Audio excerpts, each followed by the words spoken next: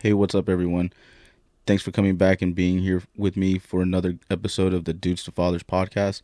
I'm Jacob, your host, and sincerely thank you for being here. With all the crazy things that are going on in the world, all the dangers that have been happening around the Metroplex too, as well. So, sincerely thank you for being here this week. Um, Again, yeah, I'm Jacob, your host through the journey that we call fatherhood. And what better way to express your fatherhood journey than a dad gang hat? Guys, I've been talking about this hat now for all the episodes that I've put out, and all my social media. You guys see it all. Dad gang is on all of my posts. If you know me, I'm a hat person. I've always been in hats. I've always loved hats. I used to get in trouble in school for always having my hats on. If you guys know, you remember.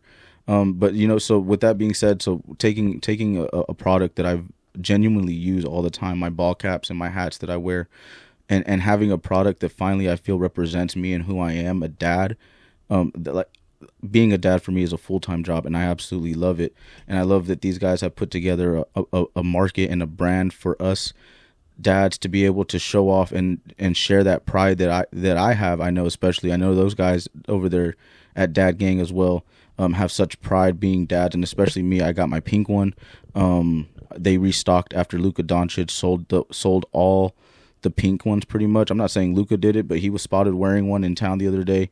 As he is now a girl dad. If you don't know, he's Luka has a daughter, and so he was spotted wearing the Dad Gang pink hat, the pink horsepower hat, and they were immediately sold out after that. Again, I'm not saying Luka did that, but it's Luka. You guys watch Luka, you know. But with that being said as well, I finally was able to get one after that. These guys restocked and realized the value in the pink one. I'm so excited to see what other versions they might come out with later, girl dad hats, because I absolutely love them. Guys, run over there. Ladies, anybody you want to show your dad in your life, the person that means to you something, get them one of this Dad Gang hats and bring them into the gang. That's going to be dadgang.co, and at the promo, and add my promo code at checkout, Jacob, JACOB 90781, to save you 15% off of each individual item on your entire order, so that you can take advantage and get some things that are really that the dad in your life is really gonna enjoy. I promise. They just released their first line of beanies. They have 4 colors, and about 500 limited stock for the entirety of and this is their first run. So if you guys live up north, a little bit colder for my listeners up north, man, they do got some beanies. They just dropped them. They're real subtle, they're real cool, all the colors that dads like to wear, military guys and stuff like that. So man, check them out. Ladies, again, check them out for the guys in your life. I know that for the dads in your life, I know they'll definitely appreciate it. Again, one more time, that promo code is JACOB 90781 for 15% off at checkout. So check that out, guys. Secondly, I have I like to talk about the Upside app. Not that I have it, but everybody, you might hear about it on the radio or see ads for whatever. The Upside app, guys, I'll tell you, it really does work. I've been using the Upside app now for about 4 years, and the way that I use it is that we're going to put gas anyways. I have to get to where I'm going anyways. It doesn't matter. But what I can do is, going in the direction that I'm going, I can look up and see which types of gas stations are on that route, whether it be Shell, Exxon, Texaco. They've partnered with various companies, racetracks too, Quick Trips. So you can find a gas station of your liking on the way. And you're gonna pay the same amount that you're gonna pay there. If it says $287, you're gonna pay $287. But in a couple of days, because you've taken advantage of it and you're a part of this program, they're essentially what they do is they rebate you back 5 cents per gallon, 10 cents per gallon, even sometimes up to 14 cents per gallon on any given day. They do have promos in which you can get up to 20 cents a gallon at the beginning of the month for certain fill-ups, but your first fill up, I believe, is 20 cents off per gallon regardless. So everybody out there, all my friends out there, I know we have them, the big SUVs as parents and vans and stuff like that. For those first fill ups on the month, man, it really does help to put a couple dollars back in your pocket, because you'll take advantage of it. And I essentially use it as a savings for Christmas time, for my events that we're doing, or parties that we weren't expecting to have to show up at. I just use that money, I put it on an Amazon gift card, and when we need it, we just order what we need. And you guys know we all use Amazon Prime. It's here in 2 days.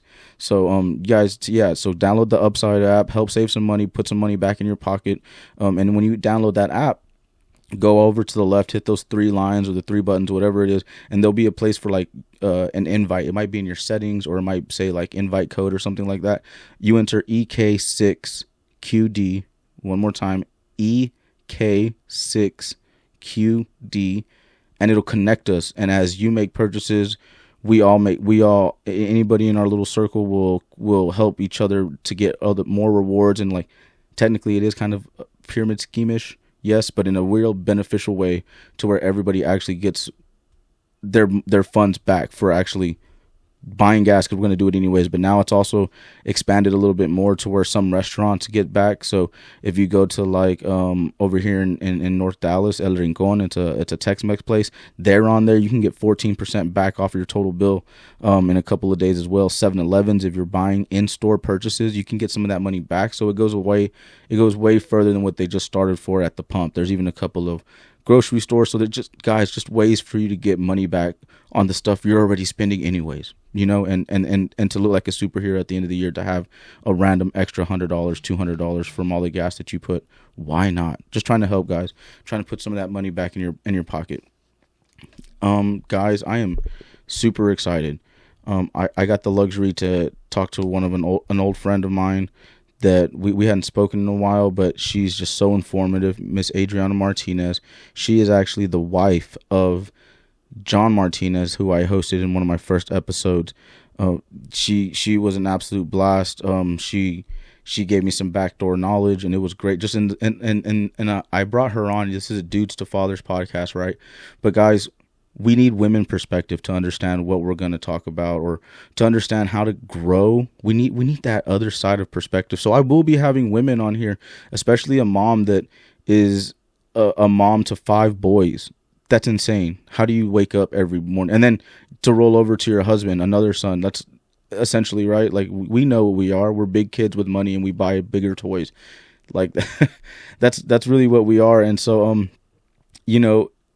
how do you navigate these worlds? And we did talk about things that because she's the only lady, things that she's brought up to her sons, that because this and that. So honestly, the way that she's raising her boys, as a father who has 3 daughters, I think it's amazing. I love the way that she's doing it. Not that I have anything to say about it, but love the way that she's going about it. Love the attitude. She's making sure that she raises her boys to be gentlemen in the world, even though she's the only woman technically in their life to have the example. Because of that, she's using it even more in a positive way, fiercely, to instill those values on how to treat a woman, and make sure that that's the woman, make sure you treat them right. And I just had an absolute blast. She is also the co-host of her own podcast, the Chismes and Menudos podcast, in which I was featured on theirs podcast that dropped as well this week. So wherever you can find my podcast, you can find their podcast. Again, it's the Chismes and Menudos podcast. She hosts that with her brother, Ricky Nunez, and I had an absolute blast on their podcast this week when we sat down and got to just reminiscing, talking, and just catching up. Really, the 3 of us. She didn't know how close me and her brother were actually, so it was a lot of fun to show her those sides of us. But guys, without further ado, please enjoy this episode, as it was a lot of fun to create. Adriana, thank you so much. Oh, and actually, before I get out of here, before my intro, so thank you, Adriana, so much for being on here. It was great having you, and I can't wait to look forward to having you and your husband in the future back on. Thank you. But lastly, and most importantly, I do not want to get off this intro without thanking my wife first and foremost, or lastly, but it should have been first and foremost, for all the help and all the backdoor editing that she's doing for me, and really coming in clutch to make sure that what I ask for her gets edited out, or certain things get tweaked up, or clips that we're seeing in the podcast and that we're wanting to bring to you guys for teasers and stuff like that. She's really killing the game with merging all of this stuff and editing again. So again, guys, thank you, Jazz. Thank you, love. And she's working on a lot of things right now, but if anybody needs help with anything, or is willing to maybe see what she can do, the work that she can, and stuff that she can do like that, you can find her on Instagram at I'm a cool mom 04. And if you know where that's from, awesome. Again, that's I'm a cool mom 04 as well. That's the wife. She's doing cake pops and T-shirts right now and stuff like that. So, and also she's added video editing and audio editing to the repertoire of things that she can do, and she's really amazing. She's really killing it. And thanks a lot, love, for all that you're doing. Without further ado, thank you guys so much for being here. Stay safe out there. Keep your heads on a swivel. Love you all. Drink your water, and again, just for your kids, guys, just be there. Have a great one. Be safe.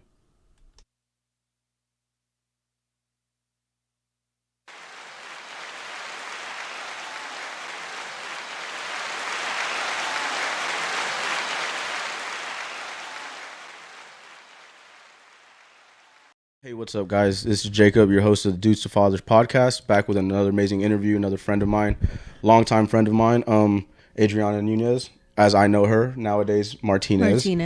It's still weird for me. Been Martinez for a while. Still Nunez just sounds better. I just know so many Martinez. I just know so many Martinez. Shout out to all the Michelle Martinez that I know, actually. Oh, shout out Michelle. I love you, girl. There are a lot of Martinez, actually. Yeah. I want to have her on there. Soon. I love her.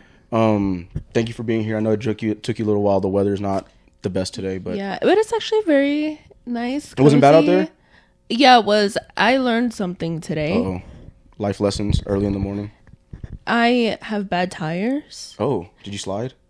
Yeah, but like really bad. So I'm thinking that this has been going on for a while and I just wasn't paying attention. Or you were driving like at the right times and like didn't get to notice I those guess. things? But like it doesn't feel like this is a gradual thing. It doesn't feel like this happens overnight where the tires just go bald, right? No, for sure. It's definitely been happening. But I was like, bitch, slipping and sliding. Like, okay, thank you for being here today. Amen. Yeah, you're welcome. Like we were talking about off air, let's just introduce everybody to how we know each other. Man, we've gone back a while. Yeah. Technically middle school. I didn't really know you in middle school, but we went to the same middle school. Yeah. Neighborhood talked about on the block. Just a lot of people in passing. Marshall's a big place. Yeah. And we knew each other really well in high school. You were in choir after you left. Actually, I joined choir with your brother. That's why me and your brother are really cool. But yeah, like tell a little bit about yourself. So yes, I am a mom. Yes. I feel like when people say like, oh, I'm a mom, like that's like, what are you besides that, you know? But I love, because a lot of people will be like, who are you? But like, don't say that you're a parent. I feel like a few years ago that was still offensive to be like, I'm a mom. And nowadays it's more like, there's more to me as a mom. Yeah, that's what you're like. Yeah. But I mean, it's my biggest priority in life. Like, it's my biggest responsibility. It's my life every single day of my life, and will be until I die, you know? So I'm a mom. I'm also a super mom. Thank you. I'm also a podcaster. I have my own podcast. Yes. I work a 9 to 5. But yeah, podcasting has been awesome. Nice. And again, I think I've given you guys a shout out on each of my podcasts, but thanks to the Chismes and Menudos podcast for like putting some fire on my ass and just kind of helping me put this project together.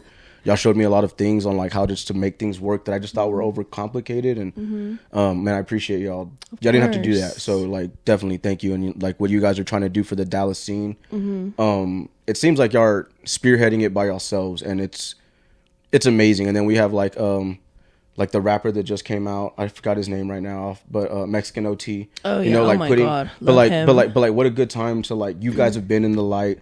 You guys have someone to talk about, like a Dallas icon. It's just cool. You guys are really trying to put Dallas on the map, and myself included. So thank you. Yeah, no, of course. And then putting Rudy on the map. Yeah, Rudy.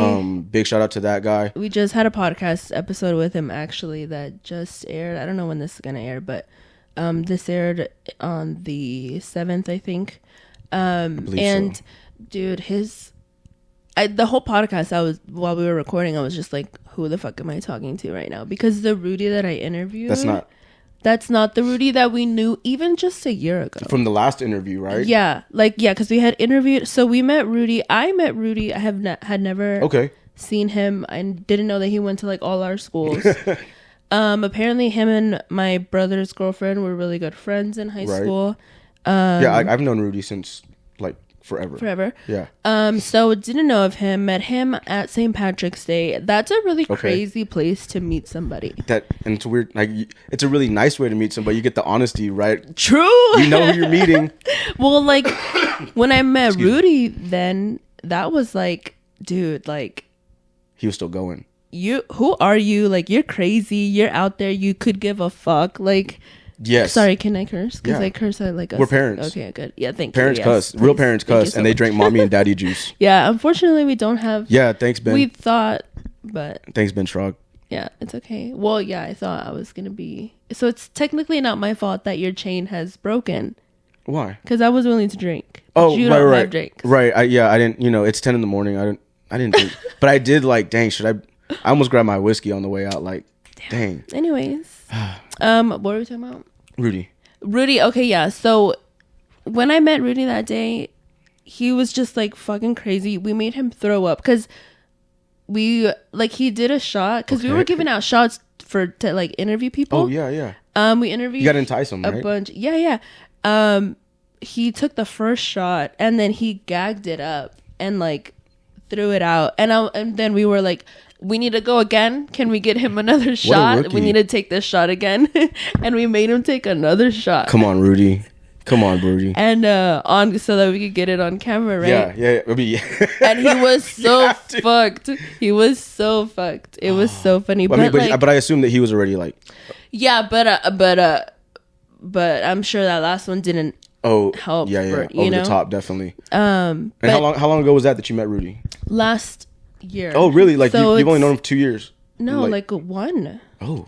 I've only known Rudy. Really? Not even. It's about to be our anniversary in March. Oh, because we met last year in March. Okay, at St. Patrick. Yeah, 23. And actually, we might be doing something with Rudy this. Awesome. St. Patrick's. It's in the works. We're planning it. Awesome. But yeah, so because we do St. Patrick's Day really big, like. Okay, that's always been y'all's. You've always done that. Yeah. This is our 3rd year going.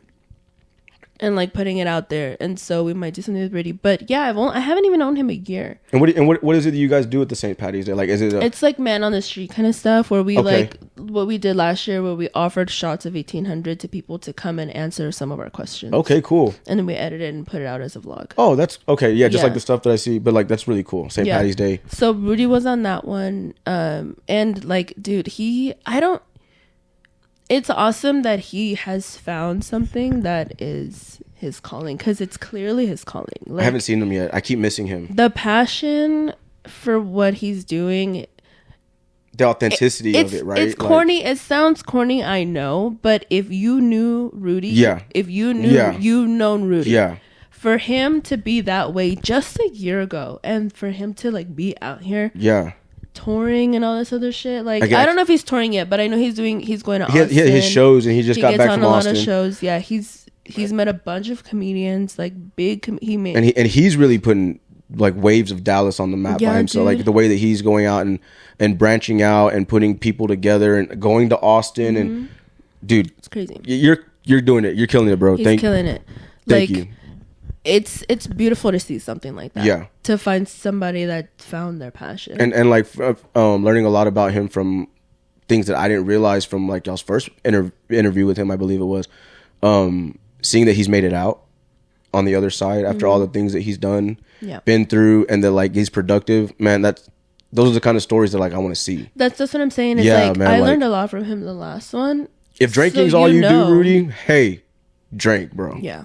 Drink. If that's all you do nowadays. But even then, like, even that, he's stopped. He's from what I've seen, like, and he looks smaller already. Like, he's getting back into his cooking. Like, he's taking an initiative into it. But he's awesome. Like really like focusing. He has like a writer's workshop that he hosts. Yeah, he like has comedians come out once a week, and they just write together. Yeah, it's like way beyond what you would think that Rudy would do. Man, hey, and that. Good for you, bro. It's awesome to see. Good for you. It's so great to see. I can't believe what he would do in another year. That's crazy. To be like, dude, you were sitting on my couch a year ago. 2 years ago in our apartment. A year is nothing. Yeah, it's really nothing nowadays, and that's the thing. You know what? I feel like that's a good place to transition right there. Like, so like a year of time, right? How old are we nowadays? I'm First of all, that's so rude that you would ask me that. But we're podcasters, so it's like, okay. You're right. It's a little different. You're true. However, there are three questions. It in public. Yeah, there are 3 questions. I always forget what the third one is, but you're never supposed to ask a woman's age, her weight, and I always forget the third one. If you ask me my weight. Oh, I would never. What? I would never. Out of here. I would never. But I remember my mom teaching me that back in the day. I am in my thick girl era. Me too. We're in our thick girl era. I'm in my thick girl era. Girl, stop. Look at me. What can you no, do? but I mean, we're definitely old. And like, I look back now. Yeah, and, we're in our. I'm 31. I just turned, or I'm about to say I just turned. I'm already gonna be 31 in July. We have the same birthdays. Yeah. Okay, so wait, we're going crazy right now. Okay. We didn't say. Did we say how we were besties in high school? Okay. Right. We said that. Okay. Sorry. I just wanted to clarify. No. Okay. So we can like. I got you. And so I like all that being said, like we're 31 now. Yeah. You have 5 kids technically, but you are a mother to 6. Yes. And that's a respectful way to say that. Is that okay? A way to say that? Mother. I see it. That's weird, right? I don't know. I've been a stepmom because technically that is a term for, and it's different. My stepson is 18. Right. But the thing is, I wasn't in his life until he was 8 years old, and neither was John.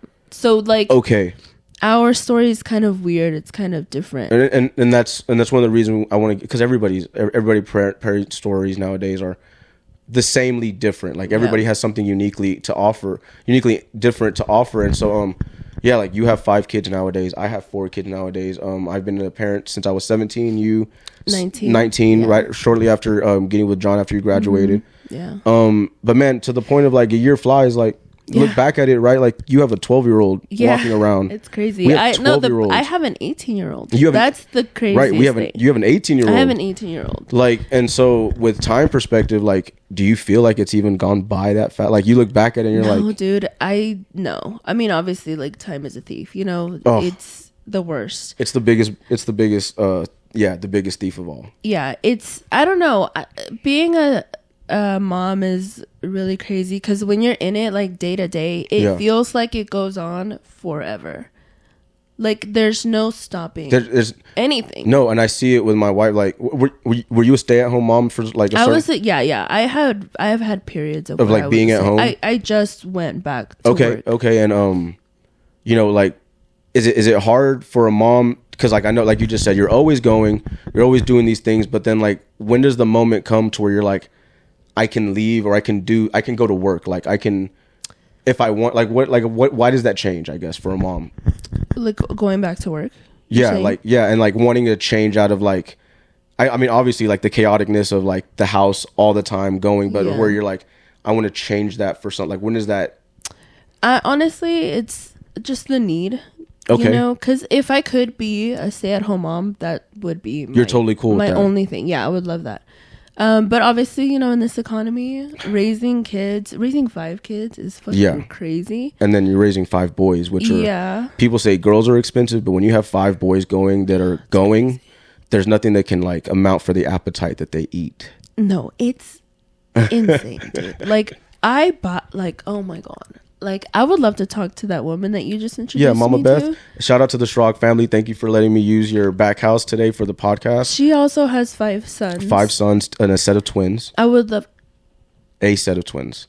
In the 5. In the 5. The one that you met, Samuel, he's a twin. He's twin. The other one, he's having surgery next week. He's in the room. Oh, okay. He hurt his leg playing football, but Girl, how did you do it? They're twin towers. They're like 6'4", 6'5". Big people. They all go to White too. They all went to White. Yeah. You were telling me. But anyways, she would be your reference to like how did they get out of here. I would love to like. But because like but Papa Schrog, dad that we just met, he owns his own business that he's been doing for a while, lighting company for like stages and concerts and stuff like that. And so, I don't know what Mama Beth does, to be honest.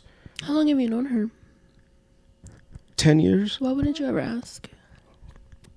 Because she's awesome. Like the household runs. I know he did tell me that she's working out of the garage, and I didn't even think to ask like, what is she doing? But I don't know. I know she just does a lot of things, and she's always going. So I never really thought to ask like, what is her job? Actually, she's a super mom. Like you. Like I don't know how you work and then find the time to do what you need to do with your boys. I was telling my brother this the other day because, like, I tell him a lot of the times, like, you could be doing more. You know, you don't have the responsibility of a family now. Obviously, that's just an outside perspective. For sure. And he is doing what he has to do for a reason. He knows his reasons. You know, it's none of my business. You know, but sometimes, like, I'll get on his ass, you know? Yeah. And he's like, well, what? Like, maybe if you weren't doing so much, like, one of your things would pop off, you know, like, we're just going back and forth and stuff. And I was like, you're right. I was like, but I don't have the luxury to not do something just because of this. Oh, you know what I mean? Yeah, like, and that's the mom aspect that I talk about, because I feel like dads sometimes, we don't even realize of the luxury that we have to be able to check out like that. Yeah. And that, unfortunately, it's okay. Mm-hmm. But, like, it might not be as supportive as it needs to be for the mom, because, like, you're always doing something right. So why can't you have a second to yourself to focus on, like, on your passion, something that's yours? And so, like, those are the things that I talk about, like, and it's, guys look at me like I'm crazy, like, dude, what are you talking about? Like, dude, it's just, are you trying to understand the mom aspect, like, why, like, and when can you be you? Yeah. How does that even happen? I feel like I have two, for example, I have two different Instagrams, right? Okay. One of them is for family and friends, and the other one is for this stuff, promoting the podcast, right, like doing social media, because we work, this is all social media. Yeah. We work in social media. So you have to kind of put your life out there. But because in my real day-to-day life, I can never stop doing the mom part ever. Yeah. Like, even going to work, like, I'm really blessed that my mom watches my youngest two kids, and that she picks up my oldest from school and then brings them home. Awesome. For me, you know? And, you know, so I'm blessed. We're blessed. But I can't leave the house until I make sure that any little thing that they may need is done for them, so that it makes it easier for my mom. So it makes it easier for everybody, you know? For everybody. Yeah. So, but I'm at work and I'm like, fuck, I didn't buy more diapers. Oh, like it hits you. Yeah. My husband is not thinking about that at all. Right. He doesn't know, like, what is needed in day-to-day life, because that mental responsibility, that mental load has fallen on me. Right. And I don't know how that happens. Like, I have no idea how. I think it starts really early on in the habits. Yeah, in the newborn stage, like, because the moms are with the babies all day, every day, for however long, until they have to go back to work, right? Right. So we know the ins and outs. But if the dad isn't coming home and taking the initiative to ask about those in and outs daily, it has to be daily. Yes. One thing can change in, like, a second. I mean, like, a baby can get, like, a newborn, for instance, could get sick, and, like, sure, maybe goes through 8 to 10 diapers a normal day, and then the next day, like, ran through a pack. Like, why? Yeah. Like, he shit 4 times in an hour. Like, he was just going, like, and so. But you're not going to know those day to day. And at the end of the day, my brain, and this is in, like, the newborn stage, is so fried by, like, because it's constant. It hasn't stopped. Every second. That I'm like, I'm so relieved when my husband would come home, because I was like, okay, there's another adult here now that can let me take my 5 seconds or whatever. Yeah. To, like, relax a little bit. Because there's this thing with me where the touching would be so much, like, for me. Like, who touching? My babies. Touching you? Because they're on you all the time. Like, they give you no space. Yeah. They have no idea what that word even means. They've been in your space literally for 9 months. Right. All they know is me. We're animals at the end of the day. Like, my smell to them is. Yeah, like, if you're too far, they're like, where? Yeah. They wake up. Have you seen this? There's actually this TikTok where, like, the mom, all the family is sitting on the couch, and then the mom gets up, and all the kids get up. And then they do another one where they're all sitting on the couch, and then the dad gets up, and none of the kids get up. No, I never see that, but that's hilarious. Yeah, it's so cute. A lot of people have been doing that TikTok. And that's, like, what it is. So by the end of the day, like, all the touching for me would be so, like, I would need everyone to just stop touching me. No, and Jazz like will do this. Like, I'll come home and like dry. Or she's like, can you not? Yeah. And as a guy, I'm thinking like, dude, I'm sorry. Like, did I do something? But not realizing like you've had little manitos all over you all day. But I'm thinking that that's what you want is for me to come in and give you a hug and like that. And it might be, but I need a second. The best thing. What's the best thing? Let the guys know. Would be you come home from work. You've had your 20, 30, 40 minutes in the car by yourself, listening to your favorite music, driving. Maybe you stopped and picked up like fucking some Jack in the Box up in this hug, you know, like, yeah, like, and you were driving and you were eating and you were jamming, like, maybe smoked a cig, maybe smoked a little bit of something else, you maybe smoked some gone, you know. Yeah, and so you're like, you know, you had your time. Yeah, it would be great if from the time you walked in the door and hung up your keys, you're like, go run upstairs, get in a bath for like 20 minutes. Yeah, do your self-care for another 10. That's my 30 minutes right there. To then decompress, come back downstairs. Bitch, you give me that time. Go to bed. Yeah, I'm good from then on. I just need a breather. I need a break. Like you got a lunch break. You got a drive to work break. Drive from home break. I haven't gotten one yet. Yeah, I ate lunch and then he didn't want it. I had to get up. My food was cold. The whole or nine. It was gone. Or it was gone because the mom's food is always better. My fucking dog Luna. You can't leave shit around that bitch. She's a pit bull and she's like raw active. One time I was so you have mad. 6 kids? I got mad at my kids because I was like, or 7 kids. Fuck yeah. 7 kids. I got so mad at them because I thought one of them took my toast, and I'm like, and you're like, and she's sitting over there. Fuck? Yeah, she had white because I put cream cheese on it, licking her lips. No, but you know, so I try those things. Actually, those are things that because of how I don't know if you call it trauma, right? It's just like the lessons you learned as a kid. So I just know that like my stepdad would get home from the age of whenever I've known him to as now, I guess. I don't know. I'm not really in the know of their relationship anymore. But he would come home, kick his boots off. He would sometimes make me take his nasty ass boots off, or my your mom. I get it with your dad, like, because I used to do that, and it was like a cute thing. But with your stepdad, bro, my stepdad, who refers to me as my wife's son. So see, that's another thing too. How close are you? Yeah, we were cool. We were cool, and then like he crossed boundaries really quick, and so I had to revert back to like, nah, bro, like there's a wall. But I just remember him coming home and just like being there, but just being a sack of potatoes on the couch. And then when that was an issue, he transitioned that to the room. And like would get food brought to him. That was my dad, dude. And it's so gross. But I remember how frustrating it would be for my mom. That's a trigger for me. It's a trigger for me. John laying on the couch, like, and there's stuff to be done. Yeah. I'm trying, and as a man, I'm being consciously aware of those things. So when I get home, I see Jazz cooking or like cleaning or whatever.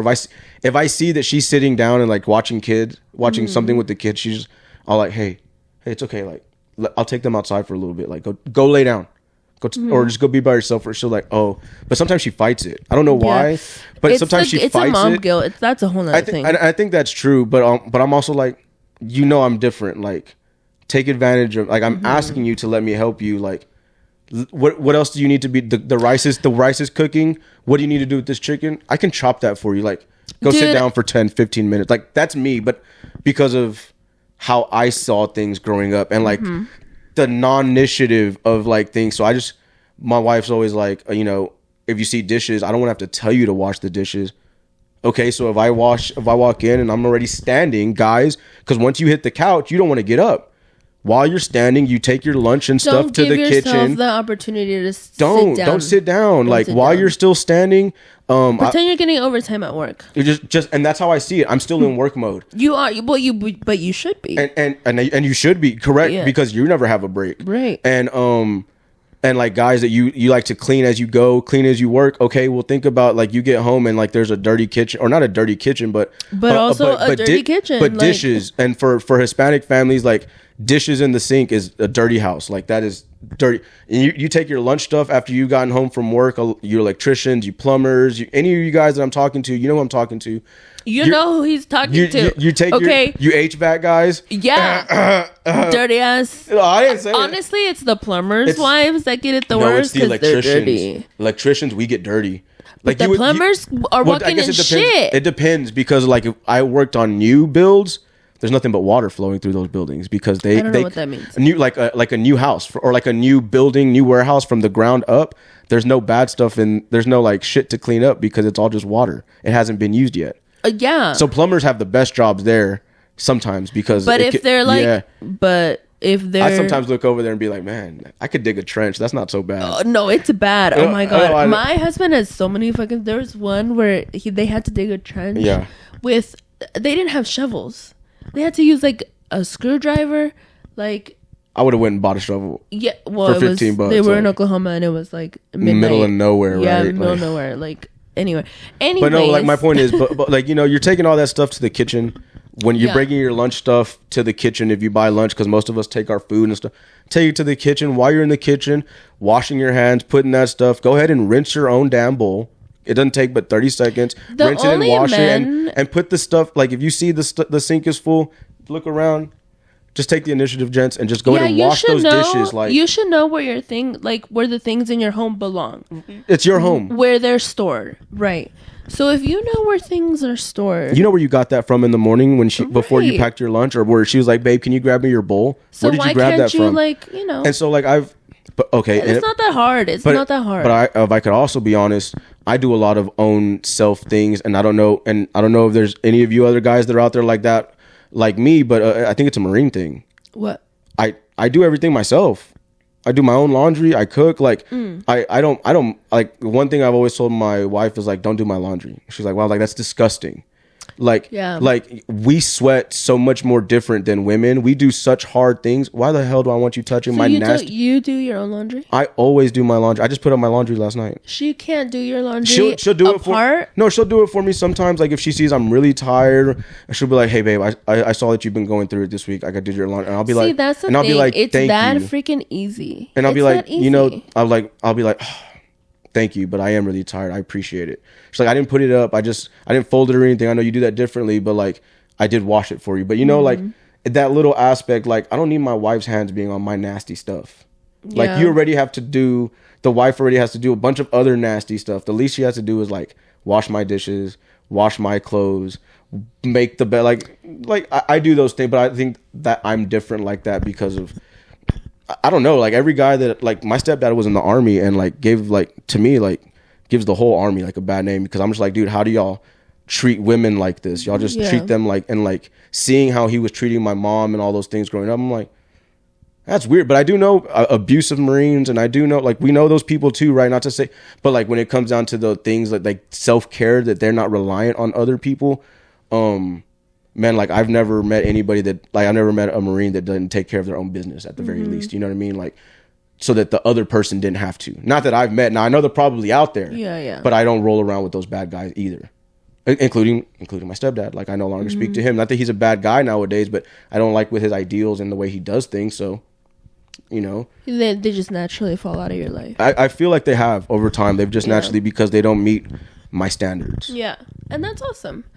But because like one thing I tell my kids and everything is like, is it like a Tupac thing too? But like, you know, we got to treat people different. We got to make changes. And if I'm not treating my ladies right, if I'm not treating them better, why do I expect them to go get something equivalent to or such like that? It's hard teaching. It is. Like kids how life really is. And I think sometimes I'm too honest with my kids. I don't think you can be too honest. I mean, of course, there's lines, right? I think there could be too early. At certain ages, you have like certain things that you can tell them in different ways. Yeah. But you can be honest. Yeah. Like it doesn't have to be. That's the thing. It's like people make shit hard. Like it doesn't have to be hard. No. You're honest to the degree that you think that they can understand. And I think the big thing is like the age level, right? When is it appropriate to be honest? Because I know one thing, we'll sit down with our kids and we'll hear something. I I don't know, like the word penis, for instance, or something, right? Come home. My boys have been calling their penises a penis since they could talk. You know, and my girls call their stuff, they call them vaginas, and my son it's like, oh, bro. I do the pee-pee thing though because it just sounds so cute. No, okay, hold on. You have 5 boys that you like birth and raise. So this is the funniest thing that ever happened to me because I have a son now. Oh yeah, you're a new dad. So speaking of like new boy dad, I'm a new boy dad, and it's a lot of fun for shit like this. We were sitting there. They're obsessed with their dicks. Oh my god, he's obsessed with his dick, bro. Oh my god, he was sitting there the other day, and he was like peeing, and okay, so like he's already like potty training and everything, and I'm teaching him like shake and everything like that. And he has a little porta potty on the wall. Wait, because I'm potty training them? Okay. Girls, you're welcome. Okay. Well, I've trained them to grab a toilet paper and dab. Yeah, I teach them that too. Oh, is that a thing? Yeah. Well, I thought it was only the shake. Oh, I thought I was doing something revolutionary here. I mean, really, no. Really, it's just a shake because I have nothing to clean myself with. What do you mean? Like, if I'm at a urinal in the bathroom, there's no toilet paper around. They've taken the luxury of me doing that away, or like the cleanliness away. Bring your own toilet paper. So I actually have dude wipes in my car. Okay. Because I think it's because I'm a girl dad. Like I know down there for girls, it's so ginger, it's so sensitive, it's so just like anything can happen. But also on the guy aspect of like, dude, you come home with like a nasty dick and like she wants to get to it, like you're nasty if you do some shit like that. But like being sometimes nasty, it's okay to be a little nasty though. But I feel that. But like to be real now, like I think that's where the shake comes from originally, is that like there wasn't toilet paper, so you had to shake it off. Yeah. We have the luxury to shake, but like if I have toilet paper around, like no, for sure. You're right though. I should be teaching them to shake it. But I've been doing them a disservice. It's cool, but no, you haven't, because respectfully, there's a man in the house. True. And so when it comes to the restroom things, like the wife was always doing that for the 3 daughters. For the boy now, she's like, hey, that's all you, bro. And I'm like, oh yeah. And I was like, no, that's fair. And now, like when I'm not around, I'm like, hey, try this. I've potty trained all my boys, and that's customary. But nowadays, like, but the older stuff, now that they're getting older, come on. And but why? I don't touch it. I don't care. Don't tell me. I don't want to know. But like, why? I guess the customary way of women teaching that. Why was that? What, potty training? Yeah, in general. Potty training is not a. I don't, because they're home. Because they're home, and. But it's like I don't know, like 50% of the times the dads aren't there. Yeah. In our aspects, that's where this needs to change. Dad, you're there. I understand. Yeah. But like you should have a little more input. You have 5 boys, 6 boys. There's some things that you just, as a mom, just like you said, the shaking thing and like you hadn't thought that, like, I didn't know. Yeah. And okay. And so like, hey, Dad, I just kind of need you to step in there since you're around and help. Why is that important? Yeah. And I explained to my son, like, hey, because you have to wait. We haven't done that with our toddlers yet. Yeah. John was because we have different age groups. Right. So we have like I like to call it like we have 2 litters. Oh. The first litter, they're already like grown kids. We call them the bigs. The bigs, yeah, the big boys. And then the baby boys. So I've only been dealing with the baby boys because they're my babies. And there's the last ones. You know, my last one, he's about to turn 3, and he is the baby, right? He's gentle. He's the gentle one. He doesn't like start shit with nobody. He's just kind of there, like. But now he's doing that. Yeah, he's coming into it. And I'm just like, oh my god, what happened? You were my baby. Now you're a little devil running around. Like. Anyway, sorry. Yeah. But no, like you know, so like my son is sitting there and like he peed.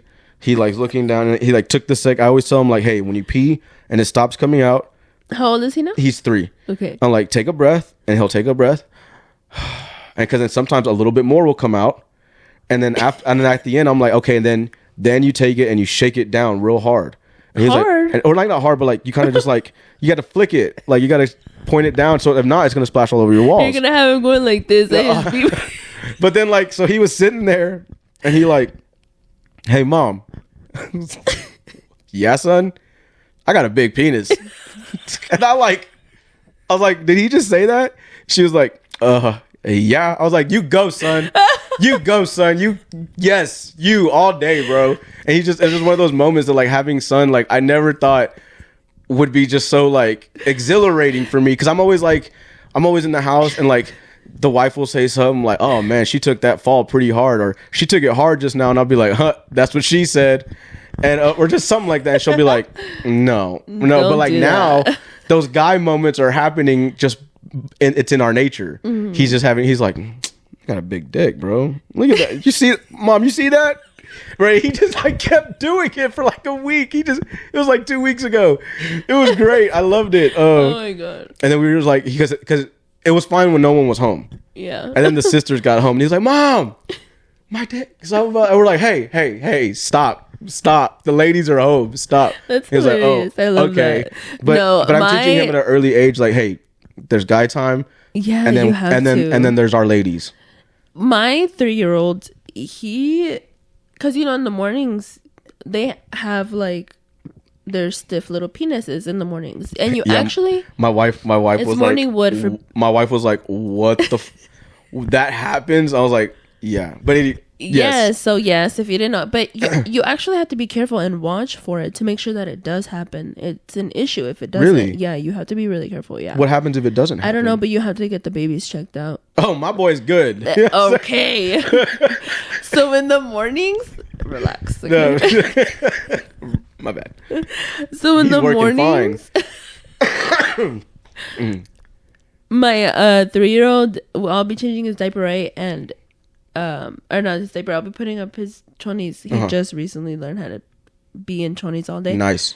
But we just hit that too. Yes, love it. It's really nice. Before I'm putting it on his feet, right?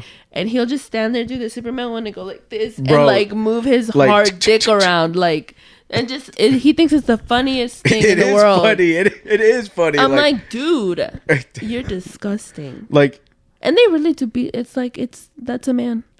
Like we're the same. Yeah. Jazz, I'm sure. Whenever I have Jazz on, nature. You have no idea how much I've said nature. That. I keep telling my daughter, my youngest daughter, I'm like, you can't change them. And she'll be like, why? It's in their nature. It's that nature. Like, yeah. And she's really understanding what that means. You don't know until you have a kid, like until you have a son.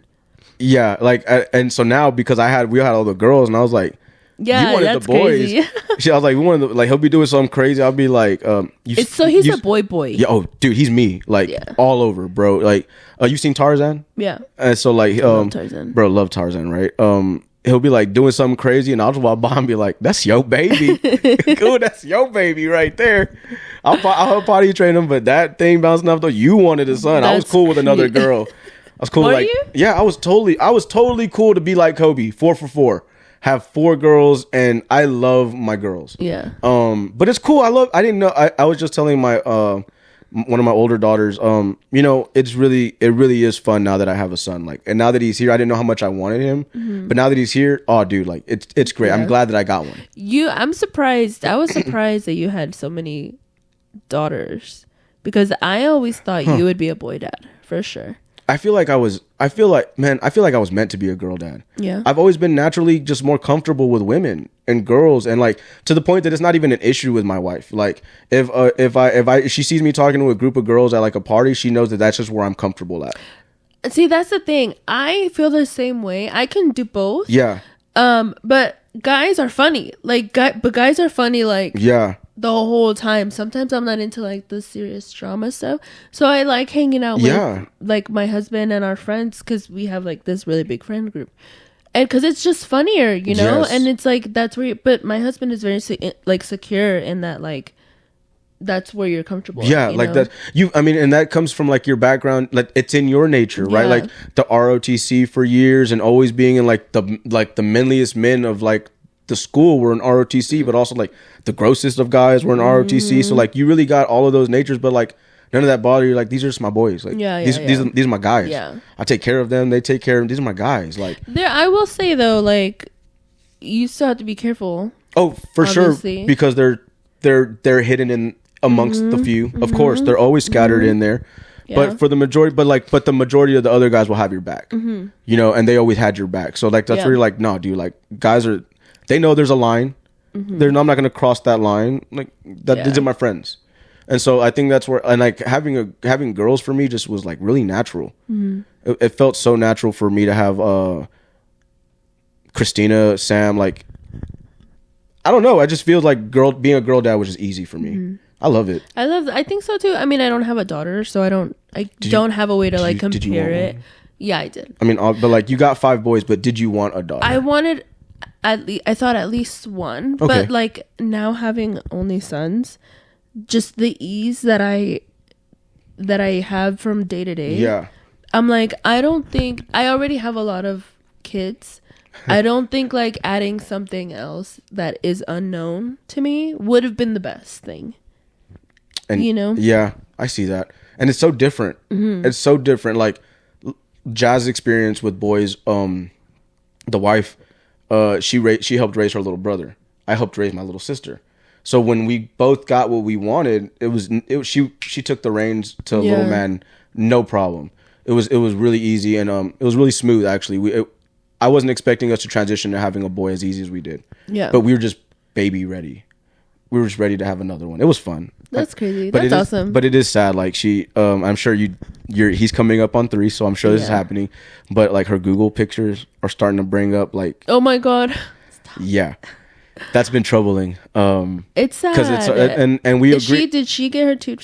No. So actually, no. But we've been okay. So we never really used birth control in the gap between our first litter and then the yeah, right. Yeah. And then the second, we didn't use birth control. Like I was strapped, baby. Well, I mean, we did, but like we did, but like we were very safe. And when we planned to get pregnant, we got pregnant. So like I didn't plan any of mine. Nice. And good job. Yeah, you're doing great. But I was that time between the second litter, baby.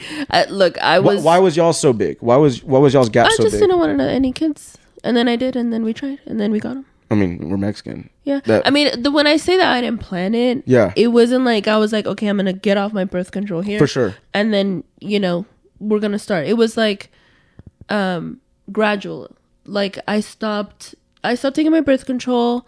And then I stopped because I was doing all 3. I was taking birth control. I was doing Plan Bs, and I was making him wear a condom.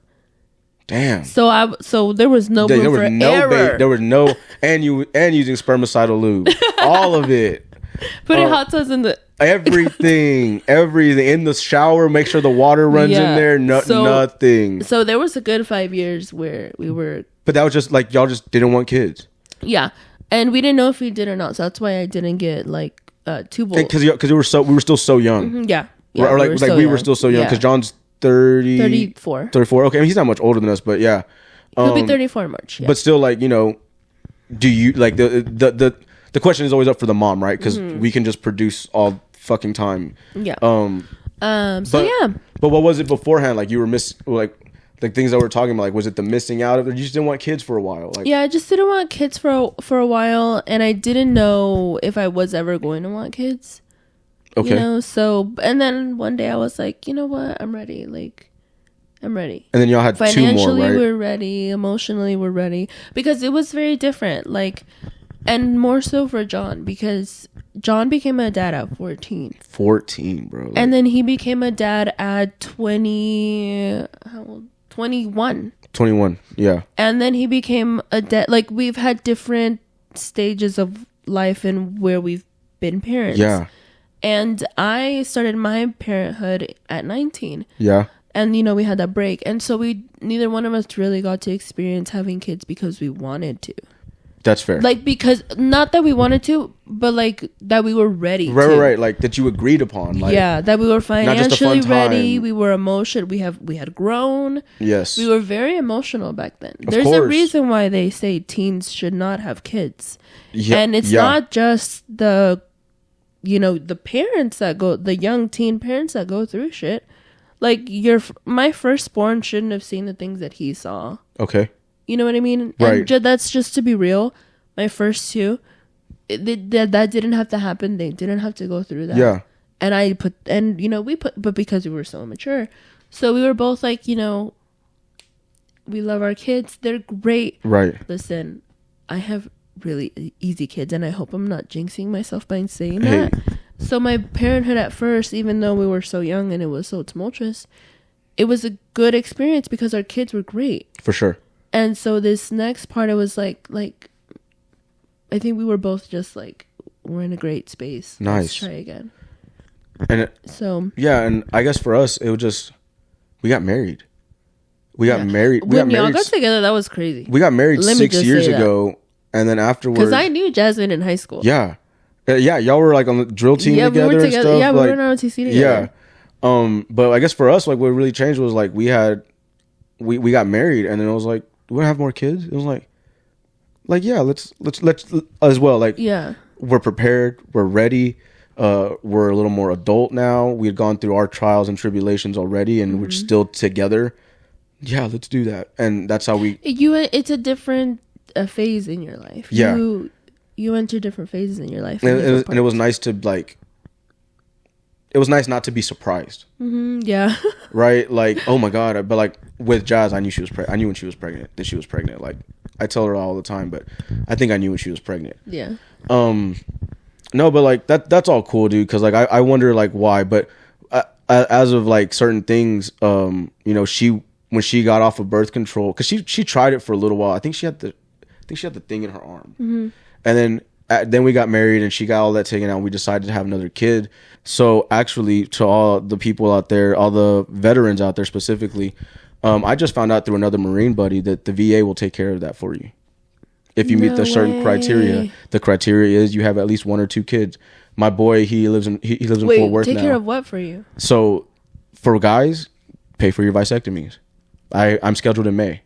No way! Yeah. So y'all are done. We're done. We're done. And to the point of like the pictures and the memories and stuff like that's where it's coming to more like it's a little more sad because of like that. And but like last night we were sitting at dinner and Samantha was like, oh man, like a little brother, and like the way Jazz heard it, she was like, wait, do you want another one? And I was like, I mean, you still got time. Stop, you better stop. She's like, I swear to God, Jacob, because she said it like, if I were her, I wouldn't have sex with you until maybe 6 months after your vasectomy, bro.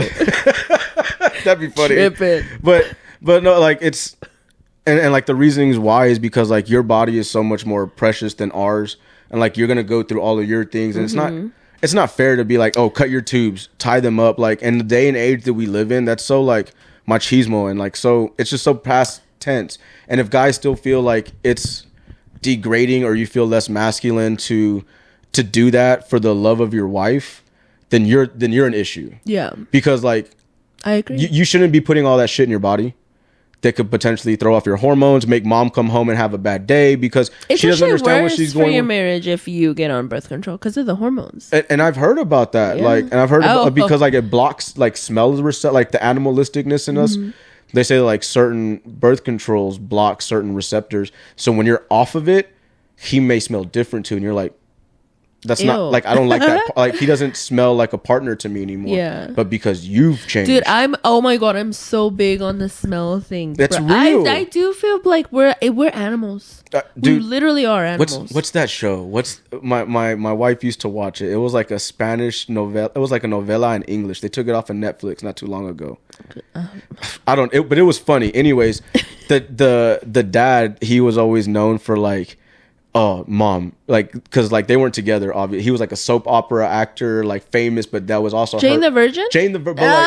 But like, is that the movie? Jane? I don't know. Or is that it's a show? The show on Netflix. They didn't take it off. It's still there. But we're like, she's in it, but it's in Spanish or something. Who's in it? The Jane the Virgin chick. Oh, I don't know. Maybe it was that.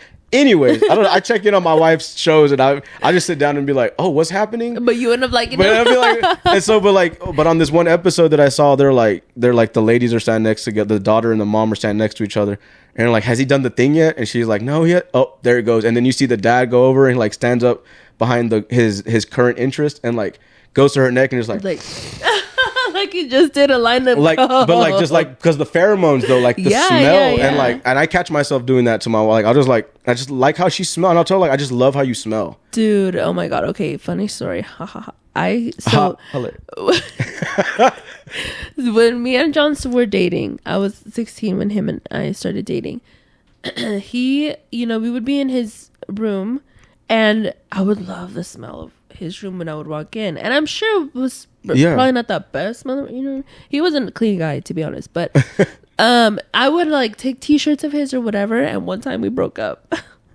And I put all those t-shirts in a plastic bag and I zipped it up, and like, because we were, broken up, right? I would go open that and bag, just like smell it. and smell it. But like, because like all the things that come from like the smell, yeah, the memory, and people forget about those things, that we're just animals. When I was pregnant, I would lift his armpit, or like his arm, and I would be smelling his armpit like a hit. bro, Jazz will walk by me and I'll be like, "What you put on?" She'll be like, "Oh," and then she'll be like, "Oh." I'll be like, "Oh yeah, it's that. You smell great." I'm like, "You smell great," but like also like, because it changes in how like your body interacts with it. The oil, it changes, so it's like, dude, you smell good. Like, so sometimes you don't like. That's how I think that's how you know you found your partner, is when you your both like, mate. Yeah, because like there's sometimes where like I'm just really nasty. I've dated other guys in between, like for sure. high school, between like, because we broke up. I dated other guys and then we got back together. And it's a thing, like, definitely. I still remember that was like years ago. That's great, and because today too, like, if you were to walk by and get a smell, you'll be like, it smells familiar, and it'll linger, and then all of a sudden you hit you, like, that's why I remembered it. It was this or that. Like, we just don't realize like how animalistic we really are. Yeah, for babies too. Like with my newborns, I would be sleeping, and I would be sleeping like this, and they would be like right here, and if they weren't right here, they wouldn't sleep. Like, they couldn't sleep. They could smell you, like we were talking about. Así los acostumbré, so that's how they like would always want to sleep. And it's crazy. People just, because like I've also I know somebody who had a daughter, and she didn't want a daughter because of what the world does to women. Oh my god! And how the world was cruel on her. I love this lady. She's dear to me, very close to me. I don't want to put her out there like that, but when her daughter was born, like, she didn't even give her chance for like those animalistic things to kick in. She like, here, and hand her to the husband. No way. She was like breastfeed her and be like, here, take her. I don't want her. That's crazy. But like also like I feel like there were those moments where she didn't give her a chance to like. Yeah. And like, what would have happened? It probably would have changed how she felt. But then one day it just clicked, and that's a whole other story in itself. But like, those things, right? Like how we can try to block them out and but like the reality is, I think one day those things changed. She like touched her a certain way, or like caught a smell, and like her whole prerogative on life, like she readjusted and was like, that was insane. I can't believe I thought like that. But I mean, we know the world is crazy on women. So in every form and facet of hostility it can be. Well, like going back to what we were saying about being in a room full of guys, like, and this is a thing that's talked about a lot, is you could be in the room with guys that have been your friends since y'all were fucking born. I don't know. Y'all met in the fucking clouds and then came down together. Fuck, I don't know. But like, you're in the room together and there's a thing that clicks where you're like, if they wanted to, they could. Oh. Like, you don't stand a chance. You're in the room with 3 of your best guy friends. If they wanted to, if they agreed right now on that, there's nothing I could do about it.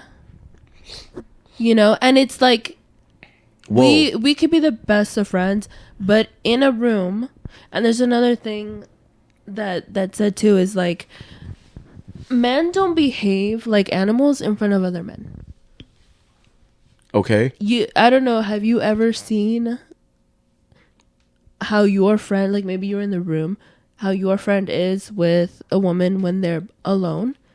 You've probably never seen that. I've seen that. I've accidentally, and it's ironic that you asked me about this, because for whatever reason I was thinking about this situation yesterday, but I've accidentally seen an old friend of mine act an ass in front of me while like borderline like molesting this girl, and it put me in a tough spot. Because it's not normal for men to see other men in that light. And then like the odd and the awkward part of like, that's my friend, but she's my friend. Dude, my hand was on my gun the whole. I didn't know what to do, but she didn't say stop. Yeah. But I know that she was just like, this dude's drunk. It is what it is. Let me just let him get his cop and go home. But I was not okay with that, because I'm a father of girls. Like, that's not cool to me, bro. And like, that's my friend. Yeah. But then like, to this day, I'll still message her and be like, dude, I thought it. I was just like, dude, stop. Like, bro, like, I should have had your back. You're my friend. Yeah. And I felt like I failed her. That nothing happened. Nothing happened. But it could have. But it could have, had I not been there. But the crazier part was that it got to a certain point and I was there.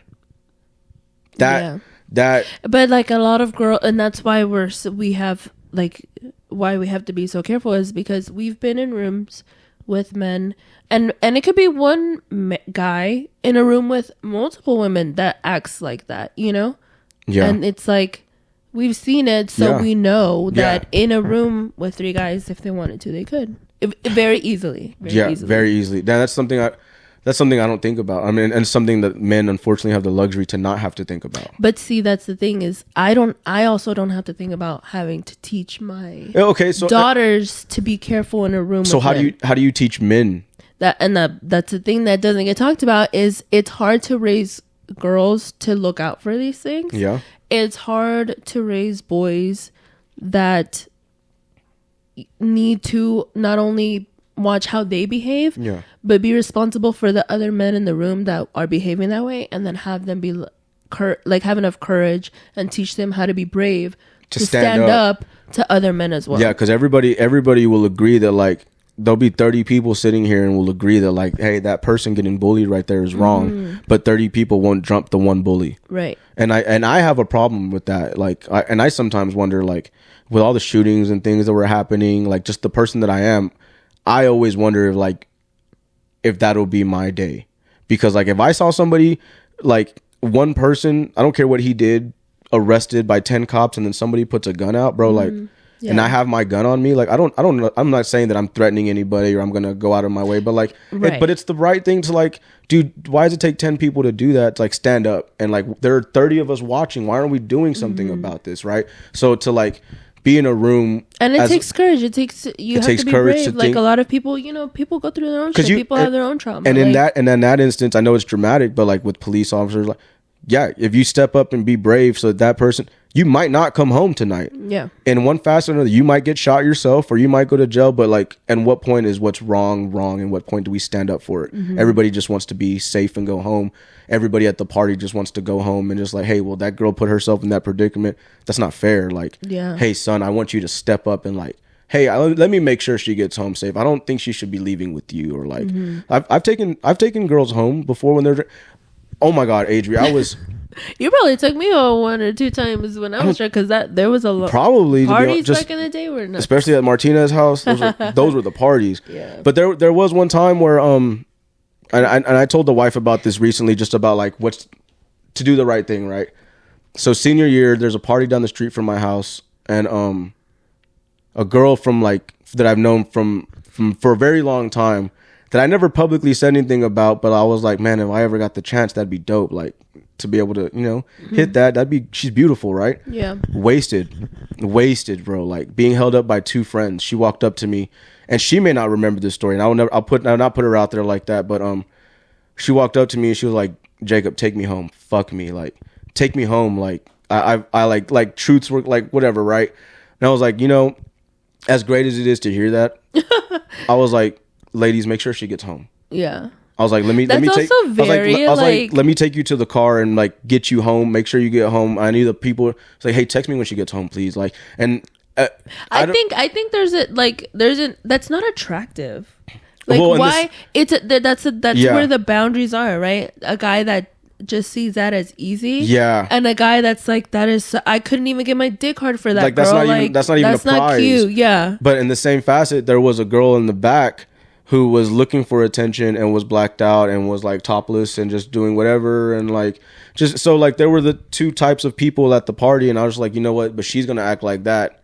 Can y'all make sure she gets home? Like she doesn't even know what she's saying, and we never talked about it. It never was brought up. I don't even know if she was coherent enough to remember that.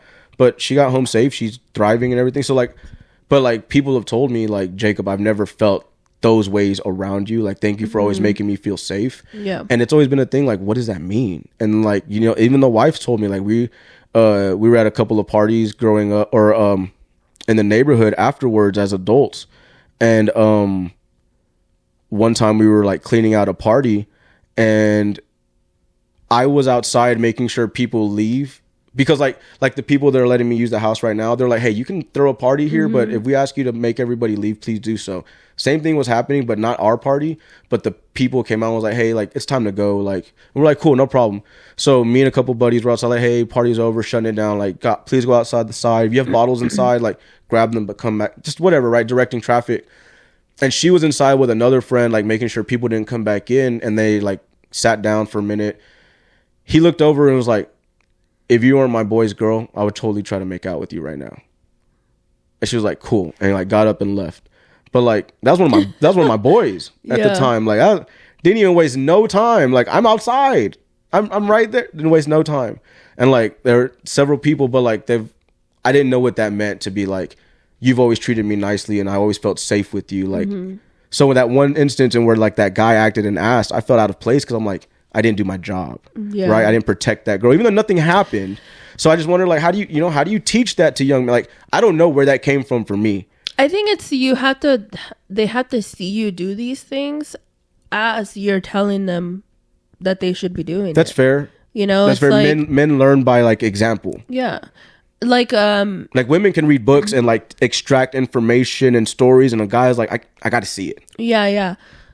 You know, my husband works a lot, and so I am the main one raising our boys. And so with that comes like me having to step up and do things while they're in my presence. Yeah.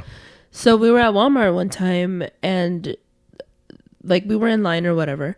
And there was a Hispanic lady and her daughter and they didn't talk English. Okay. And they were trying to do that price match stuff.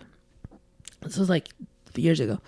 And the cashier, she obviously didn't talk Spanish, isn't relevant what her race was, but she started calling them, like saying shit under her breath in English about them. She was calling them bitches, like, you know, learn English, like stuff like that. And I know that I didn't do this because like I had my oldest with me. The blood was just boiling that I just started going off on the cashier. She was like, what the fuck? Because I was screaming at that point.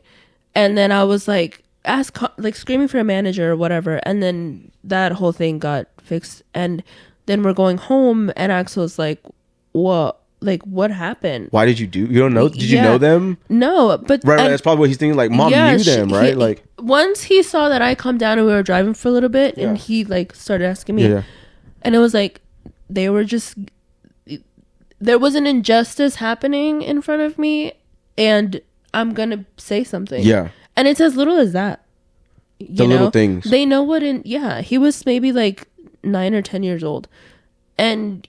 You know, they're like superheroes. They know good and bad, and the villain is the bad guy, and the hero is the good guy. And, you know, their heroes talk about how they have to protect people, you know, so they know. Very, very true. Yeah, but it takes them seeing it in their real life. And everyday action, right? Like, it might not happen over there, or it happened in the grocery store. By someone that they, you know. Yeah. Like you or dad or grandma. Love, yeah, and that they have felt protected by us at, you know, all their life or at certain points, whatever.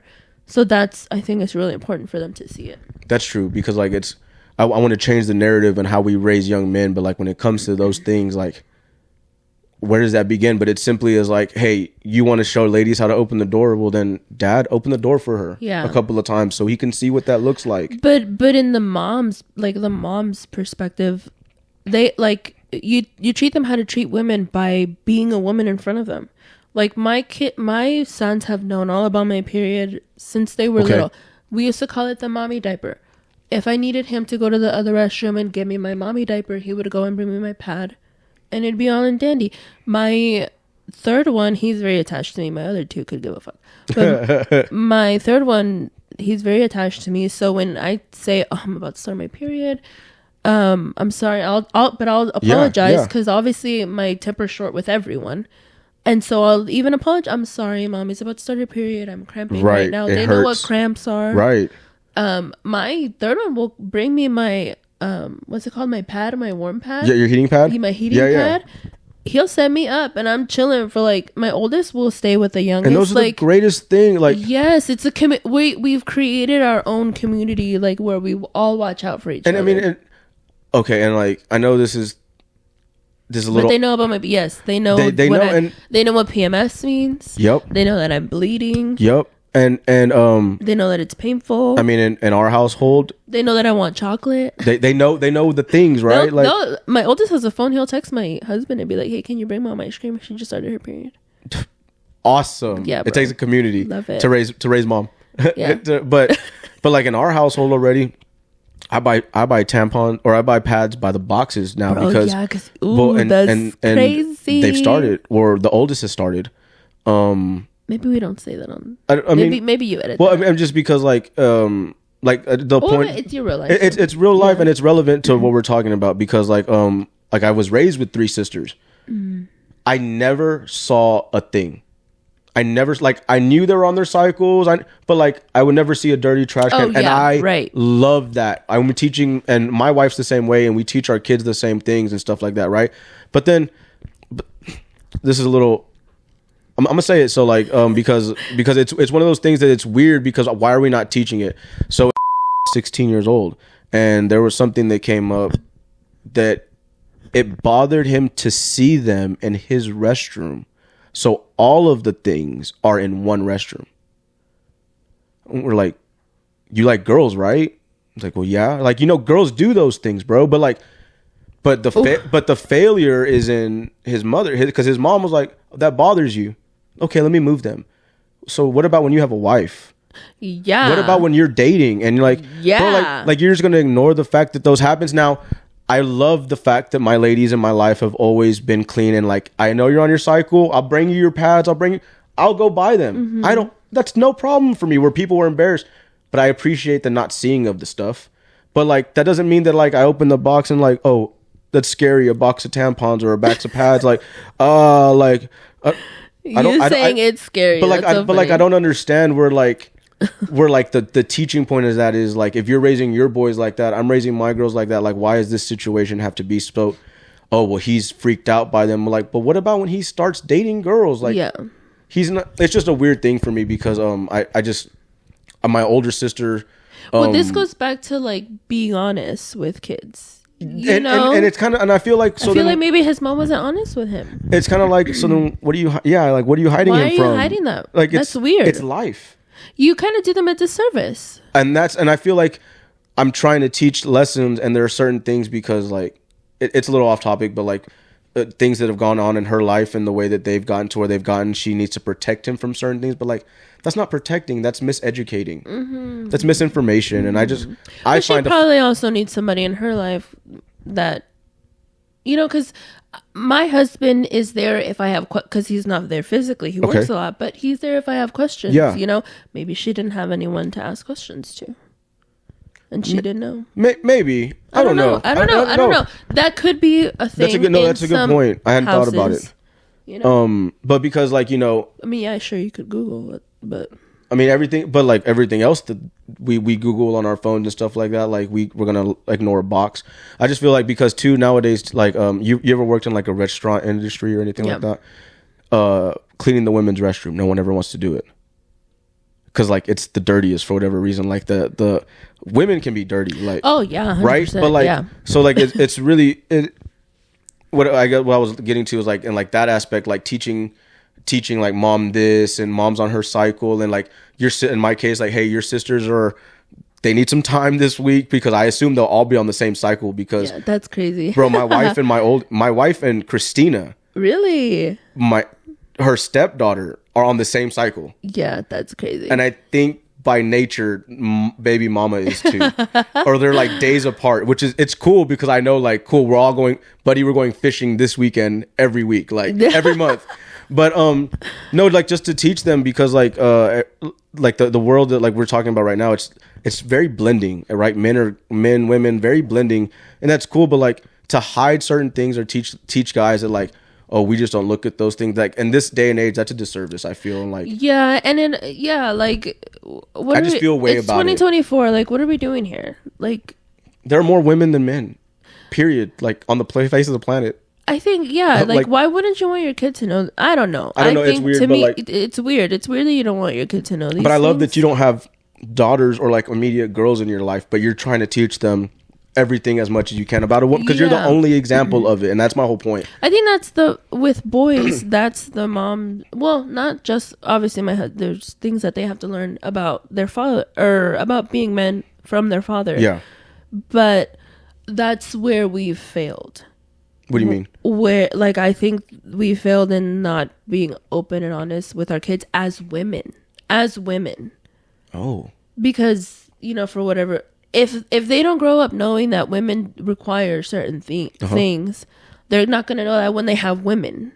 They require certain things. That their wife is going to require certain things. Yeah. Okay, and if all of my sons end up being gay, then at that point, maybe your best friend is a girl, and then you learn those lessons then, But there will always be women in your circle that require these things, and you should know about them. Like you ever hear the story? It was going around the internet recently. This young lady started her cycle for the first time like on the bus and like walked through the bus and was like getting laughed at, had no idea what's going on, and because this son was raised the right way, sat next to her and he was like, "Hey, take my sweater.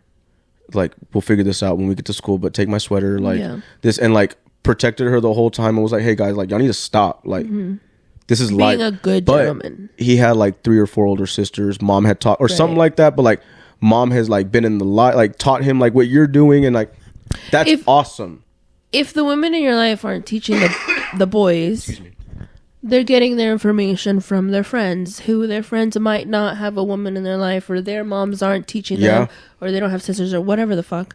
And so they're getting this information, and then they're just being shitbags. Like, we have to be open and honest with all the kids, and so that there's no confusion in what is right or wrong.